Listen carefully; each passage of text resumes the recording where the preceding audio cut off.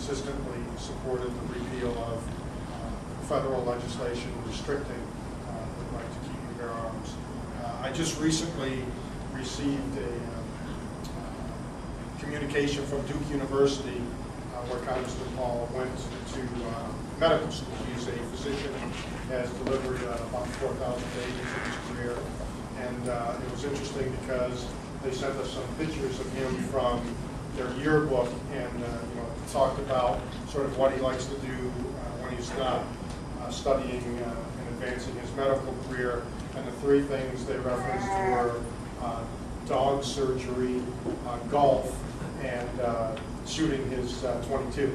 So other than just somebody who believes in the philosophy, he is, like me, somebody who I think grew up in a fairly rural area around firearms and understands what folks who own firearms do and like to do, and why folks who do own firearms would want to do that, rather than, as you know, there are certain people who are a little bit confused about why anybody would want to have a firearm. I think Dr. Paul is not one of those people, quite evidently. There are other people who, will from time to time talk about the Second Amendment, but don't evidence any particular affinity for it other than at election time or something of that nature. And that's not the way he's been throughout his career.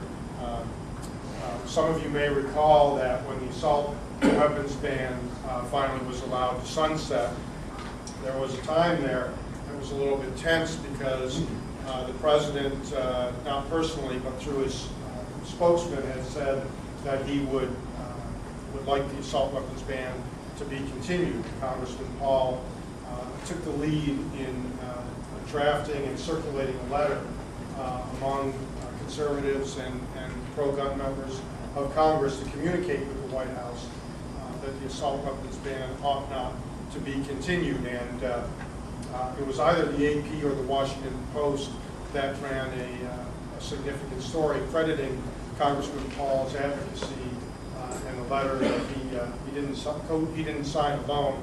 He co-signed with several members, but he, as I said, coordinated the effort. And as I said, at least one significant news story credited that letter with having a significant role in changing the mind of the White House and the current president in allowing the assault weapons ban to sunset. So, as I said, he's been a long-time supporter, consistent supporter of the Second Amendment. He was the only member who recently went down to the floor, in the wake of the incident at Virginia Tech. Of course, there are always those who look at these types of incidents as opportunities to pass more federal gun regulation, and there was at least one purportedly pro-gun organization that supported the new legislation that was enacted on the House floor a few weeks ago. But Congressman Paul was the only member of Congress to go to the well. And USA Today, I have a copy of the story here if anybody's interested in it.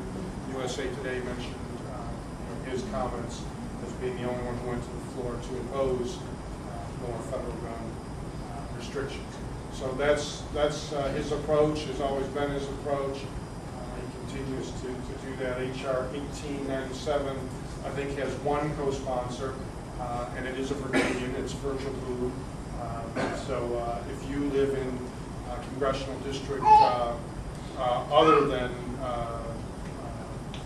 Congressman Good's, if you're interested in contacting your member to ask that they become a co-sponsor, we're certainly always interested in having more co-sponsors, or ask them if they have co-sponsored legislation. With that, I'm sure you have some questions, and with the caveats that I presented previously, I'd be happy to try and answer them. Yeah, if you could suggest a way for us to get Jean Marie Devilites Davis to sign over, we'd probably elect you as president. If I could suggest that way, I'd probably deserve to be elected president. So, but other questions? This isn't about guns, but you mentioned obstetrician. Medical malpractice causes, a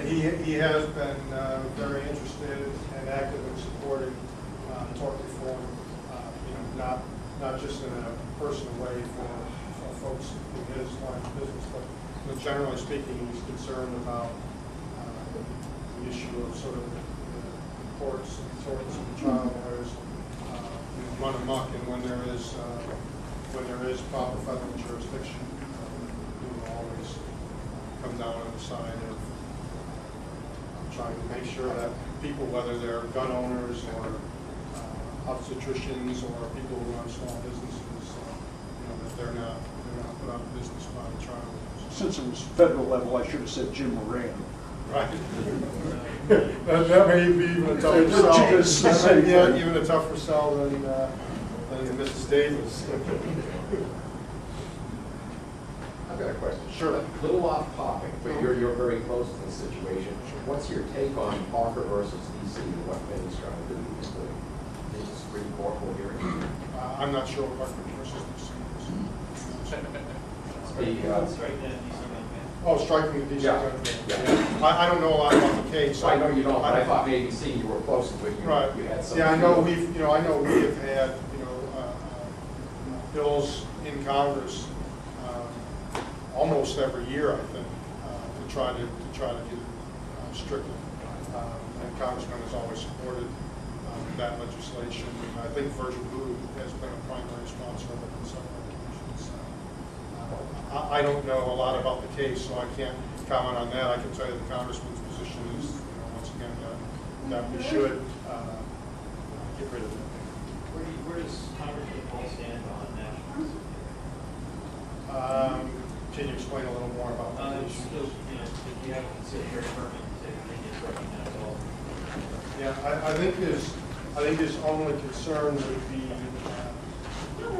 be the sort of the extraterritorial jurisdiction question. He very much believes in the Constitution, the entire Constitution, including the 10th Amendment. So he might hesitate to say that some other state has to recognize a license from this state. But generally speaking, he's supported things like the interstate carrying of guns, arming pilots who are going to travel interstate. For the softball, or for Ron Paul fan, could you expound on the fact that Ron Paul doesn't participate in the lucrative retirement program in Congress? Sure, Congressman Paul is, but by last count, he's always refused the congressional pension. By last count, he was one of 3 members who was doing that. But when I saw that, it was a term or 2 ago, so I'm not sure if the other members still remain in Congress. But at one point, there were 3, and I remember it very well because I was with him through the campaign in '96 to return to Congress. He had been in and had left, and then decided to come back to Congress in 1996. And I remember it very well that it was the first day after he was sworn in that he wrote the letter to deny himself the congressional pension, and I was the person who carried it down to member services. And I'm a little bit shocked to get such a thing because it would obviously be very lucrative for him to receive the pension, having been in since '76. He hasn't been in consistently, but he's been in, I guess it's been 20-some years now. So I don't know what the exact calculation would be, but somebody suggested to me recently it might be well in excess of $1 million. And he just doesn't believe in the pension system, the congressional pension system, and has just refused to participate. Tom, to not throw you a softball. Okay. There's not a doubt that Congressman Paul is absolutely the best Second Amendment candidate on the presidential slate right now. That I've studied them all, I know them all. Ron Paul is head and shoulders above anyone currently, and probably at least a few inches taller than Fred if he decided to come in. That said, over the years, been a little disappointed with Congressman Paul's effectiveness on the gun issue. He puts forward bills, but most of the bills that he's put forward, he's got one bill that he puts forward every year that's kind of an omnibus Second Amendment restoration bill.